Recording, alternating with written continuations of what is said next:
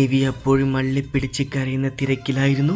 D ധ്രുവിൻ്റെ അലർച്ച കേട്ട് നിവി വേഗം അവനിൽ നിന്നും അകന്നു മാറി അവനെ പേടിയോടെ നോക്കി. ധ്രുവിൻ്റെ മുഖം ദേഷ്യം കൊണ്ട് ചുവന്നിരുന്നു. കഴുത്തിലെ ഞരമ്പുകൾ തെളിഞ്ഞു നിൽപ്പുന്നുണ്ട്. നിവിക്കെന്തോ ഭയം തോന്നി. എന്തിനടി കരയുന്നത്? നിന്റെ കെട്ടിയോൻ ചത്തോ? അവൻ്റെ അലറിയുള്ള ചോദ്യം അവളുടെ മനസ്സിലൊരു അമ്പായി ചെന്ന് പതിച്ചു. നിവി വേഗം തലകുനിച്ചു. നിവേദ്യ! ധ്രുവ് ഒരു ശാസനയോടെയാണ് വിളിച്ചത്. നിവി വേഗം തലനൂത്ത് അവനെ നോക്കി. അവളുടെ കണ്ണുകൾ നിറഞ്ഞൊഴുകുന്നുണ്ടായിരുന്നു. ജസ്റ്റ് സ്റ്റോപ്പ് ഇറ്റ് നിവേദ്യ! അവൻ വീണ്ടും അലറിയപ്പോൾ അവൾ വേഗം മുഖം തുടച്ചു. ധ്രുവ് ബുള്ളറ്റിൽ കയറി പോകാൻ എന്നോണം വണ്ടി സ്റ്റാർട്ട് ചെയ്തു. ഡീം! നിവി മനസ്സിലാകാത്ത പോലെ നോക്കി. കയറടി വണ്ടിയിലും. നിവിയുള്ള ജീവനും പെറുക്കി വേഗം വണ്ടിയിൽ കയറി. മോളെ ദക്ഷി, നീ വൈകിട്ട് വീട്ടിൽ വന്നേക്ക്. ഈ മുതൽ ഞാൻ കൊണ്ടുപോകുക. ഇവൾക്ക് പറ്റിയത് ഇവളുടെ വീട് തന്നെയാ. ഇവളുടെ രണ്ടാനമ്മയും പിന്നെ അവളുടെ മഹിയേട്ടനും. ധ്രുവ് കടിപ്പിച്ച് തന്നെ പറഞ്ഞു. നിവിക്ക് എന്തോ അപ്പോൾ സങ്കടം പൊട്ടി. ചേട്ടാ, അത് പിന്നെ പാവ ചേട്ടാ, അവിടെ കൊണ്ടുപോകണ്ട. ദക്ഷി ഒരു ഭയത്തോടെ പറഞ്ഞു. മോളെ ദക്ഷി, ഇത്രയും ദിവസം ഇവൾ നമുക്കൊപ്പം നിന്നിട്ട് ഇന്നാ മഹിയെ കണ്ടോ? അപ്പോൾ ഇനി നമ്മളിവളെ എത്ര പൊന്നുകൊണ്ട് മൂടിയാലും ഇവൾക്ക് അവരൊക്കെ വലുത് നമ്മളെക്കാളും. പിന്നെന്തിനാ നമ്മൾ വെറുതെ കോമാളിയാകുന്നേ? നിവ്യാകെ എന്ത് ചെയ്യണമെന്നറിയാതെ ഇരുന്നു. ഏട്ടാ, കുറച്ച് സമയം. അത് ഞാൻ തീരുമാനിക്കാം. നീ ക്ലാസ് കഴിഞ്ഞ് വീട്ടിൽ വന്നേക്കും. ധ്രുവ് ബുള്ളറ്റ് കൊണ്ട് മുന്നോട്ട് പോയി. നിവി ഒരു ബൊമ്മ കുട്ടിയിരിക്കുന്ന പോലെ അങ്ങിരുന്നു. ദക്ഷിയാകെ വെപ്രാളത്തിലായി. ധ്രുവ് പറഞ്ഞതുപോലെ അവളെ ഇനി അവളുടെ വീട്ടിൽ കൊണ്ടുപോകുമെന്നോർത്ത്. മഹി ഇതെല്ലാം കാണുന്നുണ്ടായിരുന്നു. എൻ്റെ നിവേദ്യയെ നീ ഇപ്പോഴും വിഷമിപ്പിക്കുകയാണല്ലേ? നീ അവളെ ഇപ്പോഴും കരയിപ്പിക്കുകയാണല്ലേ? ഞാൻ കരുതി നിൻ്റെ അടുത്ത് അവൾ സന്തോഷവതിയാണെന്ന്. ധ്രുവദക്ഷി മഹാദേവ്, അല്ല, അവൾ ഈ ഭൂമിയിൽ എനിക്ക് മാത്രമേ സന്തോഷവതിയാക്കാൻ സാധിക്കുകയുള്ളൂ. ഇനി മഹിയുടെ പെണ്ണവൾ.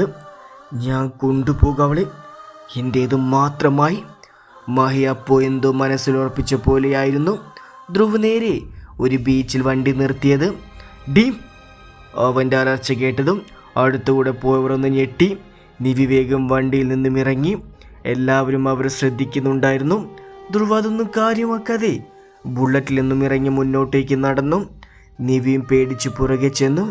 ധ്രുവ് തണൽ നോക്കി ഒരു സ്ഥലത്തിരുന്നു. ഒരു മരമാണ്, അതിന് താഴെയാണ് ഇരുന്നത്. അവിടെ ഇരുന്നു അവൻ വെറുതെ കടൽ നോക്കിയിരുന്നു. നിവി അടുത്ത് വന്നിരുന്നു. രണ്ടുപേരും പരസ്പരം മൗനം മാത്രം. ധ്രുവ് വെറുതെ ദൂരെ നോക്കിയിരിപ്പുണ്ട്. നിവി അപ്പോഴും കരയുന്നുണ്ട്. ധ്രുവ് ദൂരെ നോക്കി തന്നെ അവൾ അവൻ്റെ നെഞ്ചിലേക്ക് പിടിച്ചു ചേർത്തു. അതൊരുപാട് ആഗ്രഹിച്ചെന്ന പോലെ നിവി അവനെ മുറുകെ പിടിച്ചു. അവൻ്റെ ഷർട്ടിൽ അള്ളിപ്പിടിച്ചു. അവൻ്റെ നെഞ്ചിലേക്ക് അവൾ മുഖം പൂഴ്ത്തി. ഒരുപാട് നേരം അവൾ അങ്ങനെ ഇരുന്ന് കരഞ്ഞു. ധ്രുവ് ഒരു കുഞ്ഞിനെന്ന പോലെ അവൾ അവനിലേക്ക് പൊതിഞ്ഞു പിടിച്ചു. കരച്ചിലിൻ്റെ ശബ്ദം കുറഞ്ഞു, ഏങ്ങലടികൾ കുറഞ്ഞു. ധ്രുവിന് മനസ്സിലായി നിവി ഏകദേശം കരച്ചിൽ നിർത്തിയെന്ന്. എന്നിട്ടും അവൾ അവനെ തന്നെ മുറുകെ പിടിച്ചിരുന്നു. എന്തോ അവനും അവൾ അങ്ങനെ പിടിച്ചു വയ്ക്കാൻ തോന്നി. അതെ, തികച്ചും സ്വാർത്ഥമായി മറ്റാർക്കും കൊടുക്കാതെ അവസാനം വരെ അവളെ ഇങ്ങനെ നെഞ്ചിൽ ചേർത്ത് വയ്ക്കാൻ തോന്നി അവന്. വീണ്ടും സമയം കടന്നുപോയി. ധ്രുവ് അവളുടെ മുഖം പിടിച്ചുയർത്തി. അവൾ അവനെ നോക്കാൻ സാധിക്കില്ലെന്ന പോലെ കണ്ണുകളിറക്കി അടച്ചിരുന്നു. ധ്രുവിൻ്റെ കണ്ണുകളും ചുവന്ന് കലങ്ങിയിരുന്നു. ധ്രുവ് പതി അവളുടെ മുഖത്തേക്ക് ഊതി. അവളുടെ മുഖത്ത് നിന്ന് കണ്ണുനീരിൽ ഒട്ടിയിരിക്കുന്ന മുടിയകൾ ഒഴിച്ച് ബാക്കി ചില മുടികൾ പറന്നു മാറി. അവൻ്റെ ശ്വാസം അവളുടെ ഹൃദയമിടിപ്പ് വർദ്ധിപ്പിച്ചു. അവനൊട്ടിരുന്ന മുടികളെ മെല്ലെ മെല്ലെ അവൻ്റെ ചൂണ്ടുവിരൽ കൊണ്ട് മാറ്റിവെച്ചു. അവളുടെ നെഞ്ചിടിപ്പിൻ്റെ ശബ്ദം ധ്രുവിനെ കേൾക്കാമായിരുന്നു. ധ്രുവ് അവളുടെ അടഞ്ഞിരിക്കുന്ന മിഴികളെ അവൻ്റെ ചുണ്ടുകൾ പതിപ്പിച്ചു. നിവി വേഗം അവൻ്റെ ഷർട്ട് അള്ളിപ്പിടിച്ചു. എന്തോ പരസ്പരം ഒന്നും ചോദിക്കാനോ പറയാനോ അവർക്ക് തോന്നിയില്ല. കുറേ നേരം മൗനമായി തന്നെ ഇരുന്നു. നിവേദ്യ, പോകാം. രണ്ടാളും അവിടെ നിന്ന് പോകുമ്പോൾ മനസ്സിലെ ഭാരം ഒഴിഞ്ഞിരുന്നു. കണ്ണുനീർ മാഞ്ഞു. രണ്ടുപേരുടെയും ചുണ്ടിലൊരു പുഞ്ചിരി ഉണ്ടായിരുന്നു. ധ്രുവ് നേരെ അവളെ കോളേജിൽ തന്നെ കൊണ്ടാക്കി. ഹാഫ് ഡേ ലീവ് മതി, പോയിരുന്ന് പഠിക്കാൻ നോക്കും. വണ്ടി നിർത്തിയിട്ട് ധ്രുവ് പറഞ്ഞു. നിവി വണ്ടിയിൽ നിന്നും ഇറങ്ങി. ധ്രുവ് വണ്ടി വളച്ചു മുന്നോട്ട് പോകാൻ തുടങ്ങി. ഹേ ധ്രുവദക്ഷ് മഹാദേവ്! അവളുടെ നീട്ടിയുള്ള ഉറക്കെയുള്ള വിളി കേട്ട് ധ്രുവ് വേഗം വണ്ടി നിർത്തി. ധ്രുവ അത്ഭുതത്തോട് തിരിഞ്ഞു നോക്കി. നീവി അവൻ്റെ അടുത്തേക്ക് ഓടി വന്നു. നിമിഷങ്ങൾക്കുള്ളിൽ തന്നെ അവൻ്റെ മുഖം പിടിച്ചു കവിളിൽ അമർത്തി മുത്തി. ധ്രുവ ആകെ ഞെട്ടിപ്പോയി. എന്നിട്ട് ചുണ്ടുകൾ അകറ്റി അവൻ്റെ മുഖത്തേക്ക് നോക്കി. കിളി പറന്നുള്ള അവൻ്റെ നോട്ടം കണ്ടതും നിവി അവൻ്റെ കവിളിൽ ആഞ്ഞു കടിച്ചു. ഒന്നിരിവ് വലിച്ചു. നിവി വേഗം വിട്ടകന്ന് തിരിഞ്ഞോടി.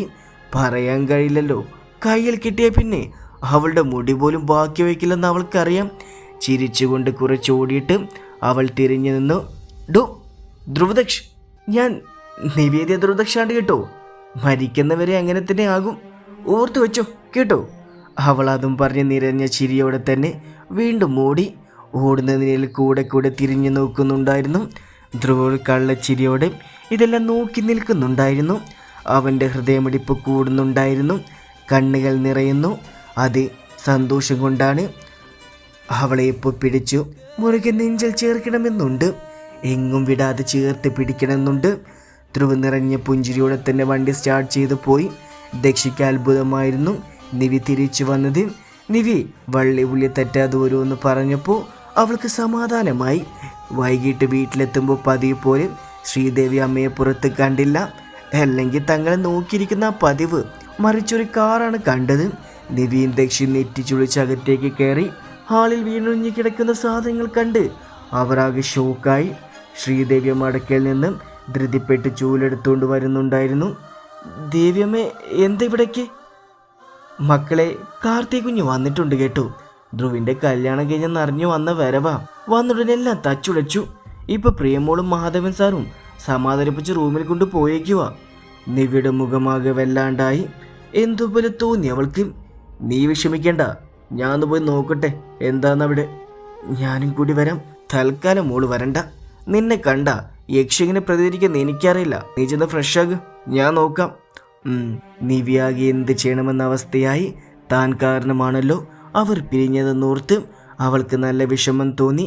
അവളാകെ മരവിച്ച പോലെയായി. ശ്രീദേവി അമ്മ ഓരോന്നടുക്കാൻ തുടങ്ങി. പൊട്ടിയ ചില്ല കഷ്ണമെല്ലാം പെറുക്കാൻ തുടങ്ങി. നിവിയും അവർക്കൊപ്പം ചേർന്നു. ശ്രീദേവി എതിർത്തെങ്കിലും നിവി അവരെ സഹായിച്ചു. ഓരോന്ന് നുള്ളിപ്പെറുക്കി അവിടെയെല്ലാം വൃത്തിയാക്കി. അവസാനം ഗ്ലാസ് പൊട്ടിയതെടുത്തും നിവിയുടെ കൈ മുറിഞ്ഞു. എന്താ കുഞ്ഞ്, എന്തു പറ്റി? അമ്മേ, കൈ ചെറുതായി മുറിഞ്ഞതാ. ചെറുതായോ? നല്ല ചോര വരുന്നുണ്ടല്ലോ മോള്. സാരില്ല അമ്മേ, അതിപ്പോൾ നിൽക്കും. ഇത് കണ്ടാണ് ധ്രുവ് വന്നത്. അവൻ അവളുടെ അടുത്തേക്ക് ഓടി വന്നു. എന്തു പറ്റി? അവളുടെ അടുത്ത് നിലത്തിരുന്ന അവളുടെ കൈ പിടിച്ചു. അവൻ ആകുലതയോടെ ചോദിച്ചു. അത് പിന്നെ അമ്മേ, ഫസ്റ്റ് എയ്ഡ് കൊണ്ടുപോ അമ്മേ. ദേവിയമ്മ വേഗം പോയി ഫസ്റ്റ് എയ്ഡ് എടുക്കാൻ. ധ്രുവ് നിവിയുടെ വിരൽ വേഗം വായിൽ വെച്ചു. രക്തം ഉറിഞ്ചാൻ തുടങ്ങി. നിവി അവനെ തന്നെ മിഴിച്ചു നോക്കിയിരുന്നു. പറഞ്ഞ കേൾക്കില്ല, സൂക്ഷിക്കില്ല. സൂക്ഷിവല്ലൊന്നും ചെയ്യണമെന്ന് അറിയില്ലേ? കുഞ്ഞുങ്ങളെ പോലെ എപ്പോഴും വാല. കണ്ണ് തെറ്റി എന്തിനും ഒപ്പിക്കും. ധ്രുവ് ഇങ്ങനെ എന്തൊക്കെയോ വായിക്ക് പറഞ്ഞുകൊണ്ടിരുന്നു. നിവി അതെല്ലാം ഇമ്മ ചിമ്മാതെ നോക്കിയിരുന്നു. ശ്രീദേവി ഫസ്റ്റ് എയ്ഡ് കൊണ്ടുവന്നു. ധ്രുവ് അവളെ കയ്യിലെ മുറിവ് കെട്ടിക്കൊടുത്തു. എന്താമ്മ ഇവിടേക്ക് ഇങ്ങനെ കിടക്കുന്നേ? ആര്യതൊക്കെ ഇങ്ങനെ പൊട്ടിച്ചേ? മോനെ, കാർത്തിക് കുഞ്ഞ് വന്നിട്ടുണ്ട്. ആ കുഞ്ഞാ? കാത്തു വന്നു? ഞാൻ അറിഞ്ഞില്ലല്ലോ. എവിടെ അവള്? ധ്രുവിൻ്റെ മുഖം നന്നായി പ്രകാശിക്കുന്ന നിവി കണ്ടു. അവൾക്കെന്തോ വല്ലാത്ത വേദന തോന്നി. മോനെ, മുകളിലുണ്ട്. ഞാൻ പോയി നോക്കിയിട്ട് വരട്ടെ. നിവേദ്യ, താ പോയി റൂമിൽ റെസ്റ്റ് എടുക്കുക. നിവിയുടെ കണ്ണുകൾ നിറഞ്ഞു പോയി. എന്തോ അവന് കാർത്തിക് അത്രയ്ക്കും വലുതാണെന്ന് അവൾക്ക് തോന്നിപ്പോയി. ധ്രുവ് ചെന്നപ്പോൾ കാണുന്നത് കാർത്തിക പ്രിയയുടെ മടിയിൽ കിടക്കുന്നതാണ്.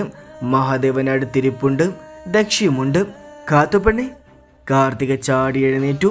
വേഗം പോയി ധ്രുവിനെ കെട്ടിപ്പിടിച്ചു. ധ്രുവ് അത് പ്രതീക്ഷിച്ചില്ല. അതുകൊണ്ട് തന്നെ നിസ്സഹായതയോടെ മറ്റുള്ളവരെ നോക്കി. എന്തോ തന്നെ പുലർന്നവളെ തിരിച്ചു പിടിക്കാൻ അവന് തോന്നിയില്ല. എന്തോ കൈ പൊങ്ങാത്തതുപോലെ. എല്ലാവരും എന്നെ പറ്റിച്ചു. എനിക്ക് തരാന്ന് പറഞ്ഞിട്ട് വേറെ ആർക്കും കൊടുത്തു ധ്രുവേട്ടനെ. ഞാനെന്താ വല്ല സാധനമാണോ? എല്ലാവരും കൂടെ എന്നെ പറ്റിച്ചതാ. ഓക്കെ, അത് കഴിഞ്ഞു. ഞാനൊക്കെ എന്ത്? എന്നേക്കാൾ എത്രയോ സുന്ദരനായ ചെറുക്കന്മാർ നിന്നെ കെട്ടാൻ. എനിക്ക് ധ്രുവേട്ടനാ വേണ്ടേ. ധ്രുവിന് ദേഷ്യത്തോടൊന്നും പറയാൻ കഴിയുന്നില്ലായിരുന്നു. കാരണം അച്ഛനും അമ്മയും കൊടുത്ത വാക്കാണ്. അതിലവളെ കുറ്റം പറയാൻ പറ്റില്ലല്ലോ. കാർത്തിക, അതൊക്കെ കഴിഞ്ഞു. ഇനി എന്തായാലും എനിക്കെന്നെ കെട്ടാൻ പറ്റില്ലല്ലോ. അതുകൊണ്ട് ഇനി അതോർത്ത് കരയണ്ട. മറക്കാൻ സമയമെടുക്കെന്നറിയാം, പക്ഷെ മറന്നേ പറ്റൂ. അത് കുറച്ച് ഗൗരവത്തോടെ ദൃഢതയോടെയാണ് ധ്രുവ് പറഞ്ഞത്. അതുകൊണ്ട് തന്നെ കാർത്തികയ്ക്ക് പിന്നെ വാ തുറക്കാൻ കഴിഞ്ഞില്ല. അവൾ പല്ലുകൾ കടിച്ചു പിടിച്ചു. ധ്രുവ് തന്നെ കാർത്തിക അവളിൽ നിന്ന് അടർത്തി മാറ്റി. നീ പോയി ഫ്രഷായി വന്നേ, ഇവിടെ കരഞ്ഞുകൊണ്ട് നടക്കാതെ. ചെല്ലു. കാർത്തിക അനുസരണയുള്ള കുട്ടിയെപ്പോലെ അകന്നു മാറി ആരെയും നോക്കാതെ ഒരു തുണിയും എടുത്ത് വാഷ്റൂമിൽ പോയി. അങ്ങനെയാണ് അവൾ ആരോട് എന്ത് വാശി കാണിച്ചാലും ധ്രുവ് പറഞ്ഞ അനുസരണമുള്ള കുട്ടിയെപ്പോലെ നിൽക്കും. അല്ലെങ്കിൽ അവൻ്റെ കൈ നല്ലത് കിട്ടുമെന്നറിയാം. പിന്നെ അവന് നേടാൻ അവനെ അനുസരിച്ചേ മതിയാകുമെന്നറിയാം. പാവം കുട്ടി, നല്ല വിഷമമുണ്ട്. നമ്മളായിട്ടൊരു ആഗ്രഹം കൊടുത്തല്ലേ. അവളിപ്പോൾ ഇങ്ങനെ ഇരുന്നിട്ട് എന്ത് കാണിച്ചു കൂട്ടാൻ പോകുന്നു. ധ്രുവ് ഒന്നും മിണ്ടാത്തിന് നിന്നു. അത് ശരിയാ പ്രിയ, ധ്രുവിനെ കിട്ടില്ല ചത്ത് കളയെന്ന് ഭീഷണിപ്പെടുത്തിയല്ലേ അവൾ നമ്മുടെ കയ്യിൽ നിന്ന് ധ്രുവ് കിട്ടുന്ന ഉറപ്പ് മേടിച്ചത്. ഇനി അവൾ അങ്ങനെ ഒന്നും ചെയ്യാതിരുന്ന മതിയായിരുന്നു. കാർത്തികയുടെ ആത്മ ധ്രുവൻ്റേത് മാത്രമാണ്, എൻ്റേത് മാത്രം. ഇതുപോലെ പാവമായി അഭിനയിച്ച് ഞാൻ തിരിച്ച് പിടിച്ചെടുക്കും ധ്രുവിനെ. വലിഞ്ഞു കയറി വന്നവളിവിടെ നിന്നും ഇറക്കി വിടും. അവളെൻ്റെ തനി സ്വഭാവം കാണാൻ പോകുന്നതേ ഉള്ളൂ. കാർത്തിക ഫ്രഷായി വന്നു. അപ്പോഴും എല്ലാവരും റൂമിൽ തന്നെ ഉണ്ടായിരുന്നു. കാർത്തിക വന്ന് കട്ടിലിരുന്നപ്പോൾ പ്രിയ ടവൽ മേടിച്ച് തല തുടച്ചു കൊടുത്തു. കാത്തു, ഈ ശീലം മാറ്റില്ലേ? ഇപ്പോൾ നന്നായി തല തോർത്തില്ലേ? അപ്പോഴേക്കും ധ്രുവ നിവിക്ക് ഇതുപോലെ തല തോർത്തി കൊടുക്കുന്നതാണ് ഓർമ്മ വന്നത്. അവൻ്റെ ചുണ്ടിൽ മനോഹരമായൊരു പുഞ്ചിരി വിരിഞ്ഞു. ധ്രുവ വേഗം ചാടി എഴുന്നേറ്റു. അവൻ റൂമിലേക്ക് ഓടി. എല്ലാവരും എന്തെന്നറിയാതെ നെറ്റി ചുളിച്ചു. ധ്രുവ് ചെന്നപ്പോൾ നിവി കട്ടിൽ കിടക്കുകയായിരുന്നു. ധ്രുവ വന്നതറിഞ്ഞതും അവൾ ഉറങ്ങുന്ന പോലെ കണ്ണുകൾ അടച്ചു കിടന്നു. അവൻ വന്നു അവളുടെ അടുത്തിരുന്നു. പതിയെ അവളുടെ തലയിൽ തലോടി. നിവി കണ്ണുകൾ നിറഞ്ഞൊഴുകരുത് എന്ന പ്രാർത്ഥനയോടെ കിടന്നു. കുറച്ചു നേരം അങ്ങനെ ഇരുന്നിട്ട് ധ്രുവ് ഫ്രഷാകാൻ പോയി. നിവി കണ്ണുകൾ തുറന്ന് എന്തെല്ലാം ആലോചിച്ച് കണ്ണുകൾ നിറഞ്ഞൊഴുകുന്നു. ധ്രുവ് ഫ്രഷായി വന്നപ്പോഴേക്കും നിവി അതുപോലെ കട്ടിൽ കിടന്നതേ ഉള്ളൂ. അപ്പോഴേക്കും ദക്ഷി വന്ന് കതകിൽ മുട്ടി. ധ്രുവ് ചെന്ന് വാതിൽ തുറന്നു. എന്താ മോളെ? ചേട്ടാ, കഴിക്കാൻ വിളിക്കാൻ വന്നതാ. നിവിയെ അങ്ങോട്ട് കണ്ടില്ല. അവൾ ഉറങ്ങുക ദക്ഷി. ഉറങ്ങട്ടെ, ഞാൻ വരാം. ചേട്ടാ, വിളിച്ചുകൊടുത്ത് ഫുഡ് കഴിക്കാൻ വരാൻ പറയാം. വേണ്ട ദക്ഷി, അവൾ ഉറങ്ങട്ടെ. ശരിയേട്ടാ. പിന്നെ കാത്തൂനെ കൂടി വിളിക്ക്. ശരിയേട്ടാ. പക്ഷെ നിവി ഇതൊക്കെ കേൾക്കുന്നുണ്ടായിരുന്നു. എന്നും താൻ എത്ര ഉറക്കമാണെങ്കിലും തിരക്കാണെങ്കിലും താൻ വന്നാലേ എല്ലാവരും ഫുഡ് കഴിക്കുമായിരുന്നുള്ളൂ. അത് ശരിയാണ്. ഇവിടെ ഉള്ളതൊന്നും എൻ്റേതല്ല, ഇവിടെ ഉള്ളത് ആരും എൻ്റേതും അല്ല. ധ്രുവാഹാരം കഴിക്കാൻ പുറത്തേക്കിറങ്ങി. നിവി അപ്പോഴും ഓരോന്ന് ആലോചിച്ച് കിടന്നു. ധ്രുവ് ചെന്നപ്പോൾ എല്ലാവരും മേശയ്ക്ക് ചുറ്റുമുണ്ടായിരുന്നു. മോനെ, നിവി മോൾ എവിടെ? നിവേദി ഉറങ്ങാ അച്ഛാ. അയ്യോ, കുട്ടി നേരത്തെ ഉറങ്ങിയോ? ഞാൻ പോയി വിളിച്ചിട്ട് വരാം. വേണ്ട അമ്മേ, ഉറങ്ങിക്കോട്ടെ, ഞാൻ കൊണ്ടുകൊടുക്കാം ഫുഡ്. കാത്തുവിന് നല്ല ദേഷ്യം വരുന്നുണ്ടായിരുന്നു. അയ്യോ, എൻ്റെ കുഞ്ഞ് നേരത്തെ ഉറങ്ങാത്താണല്ലോ. അസുഖം വല്ലതുണ്ടോ എന്തോ? ഇല്ലമ്മേ, അസുഖമൊന്നുമില്ല, പനിയുമില്ല. ഞാൻ നോക്കിയതാ. ഞാൻ പോയി നോക്കിയിട്ട് വരാം മോനെ. അമ്മ വിഷമിക്കാൻ മാത്രം അവൾക്ക് ഒന്നുമില്ല. ഇന്നുച്ചയ്ക്ക് ഞാനുമായി ഒന്ന് പിണങ്ങി. ആളാ പിണക്കത്തിൽ കിടന്നതാ, അങ്ങനെ ഉറങ്ങിപ്പോയതാ. അപ്പോഴെല്ലാവർക്കും ഒന്ന് സമാധാനമായത്. ധ്രുവ്, നീ എന്താ ഒപ്പിച്ചേ? എൻ്റെ കുഞ്ഞിനെ പട്ടിണി കിടത്താൻ വേണ്ടി? ഒന്നില്ല, അച്ഛൻ്റെ മോൾക്ക് കുറച്ച് കുശുമ്പ് കൂടുതലാ. പോടാ, എൻ്റെ കുഞ്ഞ് അങ്ങനെയൊന്നുമല്ല. എൻ്റെ കുഞ്ഞിവിടെ പട്ടിണി കിടക്കുമ്പോൾ നമ്മളെങ്ങനെ കഴിക്കുന്നത്? മുൻപ് വിളിച്ചിട്ട് വാ. നിങ്ങളെല്ലാവരും കഴിക്കാൻ നോക്കിയേ, വേഗം ആകട്ടെ. അത്രയും പറഞ്ഞ ധ്രുവ് ഒരു പാത്രം എടുത്ത് അതിൽ 5 ചപ്പാത്തി വെച്ചു. എല്ലാവരും അന്തം വിട്ട് നോക്കി. സാധാരണ അവൻ 2ൽ കൂടുതൽ കഴിക്കാറില്ല. പിന്നെ ഒരു ബൗളിൽ കറി എടുത്തു, പാത്രത്തിൽ വെച്ചു. പാത്രം കയ്യിലെടുത്തു. ധ്രുവേട്ട എവിടെ പോകുക? ഞാൻ മുകളിൽ പോകുന്നു. നിങ്ങൾ കഴിക്കേ. ഉറങ്ങിക്കിടക്കുന്ന ആളിനെ വിളിച്ച് വല്ലതും കൊടുക്കട്ടെ, അല്ലെങ്കിൽ വെളുപ്പിനെ ആൾക്ക് വിശക്കും. ധ്രുവേട്ട, നമുക്ക് ഒരുമിച്ച് കഴിക്കാമെന്ന് കരുതിയ. അതിന് സമയമുണ്ടല്ലോ കാത്തു. ആദ്യം ഞാൻ എൻ്റെ കൊച്ചിന് വല്ലതും കൊടുക്കട്ടെ. സാധാരണ വന്ന ഉടനെ ചായയും കുടിച്ച് എന്തെങ്കിലും കഴിക്കുന്ന, ഇതൊന്നും കഴിച്ചില്ല. ഒരു കുഞ്ഞിനെ കുറിച്ചുള്ള വ്യാകുലത പോലെയാണ് ധ്രുവ് ഓരോന്ന് പറയുന്നത്. കാത്തുവിന് നല്ല ദേഷ്യം വരുന്നുണ്ടായിരുന്നു. ധ്രുവ് പ്ലേറ്റും ഒരു ഗ്ലാസ് വെള്ളവുമായി റൂമിൽ പോയി. കാത്തു ദേഷ്യത്തോടെ അത് നോക്കിയിരുന്നു. ധ്രുവും റൂമിൽ ചെന്നപ്പോൾ നിവി കിടക്കുക തന്നെയായിരുന്നു. ധ്രുവ് ആഹാരം മേശപ്പുറത്ത് വെച്ചിട്ട് നിവിയുടെ അടുത്തിരുന്നു. അവളുടെ കവിളിൽ തട്ടി വിളിച്ചു, നിവേദ്യ, നിവേദ്യ. നിവി കണ്ണു തുറന്ന് അവനെ നോക്കി.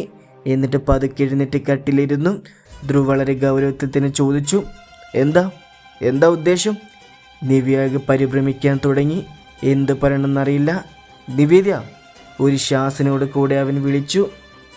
അത് അത് പിന്നെ ഞാൻ തലവേദന അതുകൊണ്ട് കിടന്ന കഴിക്കുന്നില്ലേ?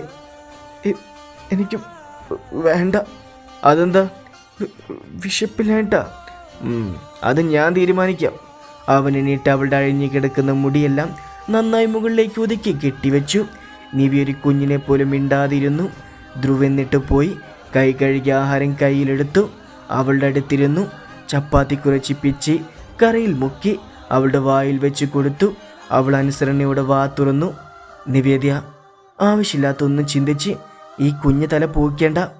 നിവേദ്യ അവനെ തന്നെ നോക്കിയിരുന്നു. ഒന്നോർത്ത മതി, നീ പറഞ്ഞതുപോലെ നീ എന്നും നിവേദ്യ ദുർദക്ഷായിരിക്കും. അത് കേട്ട് നിവേദ്യയുടെ കണ്ണുകൾ നിറഞ്ഞു പോയി. You are my wife.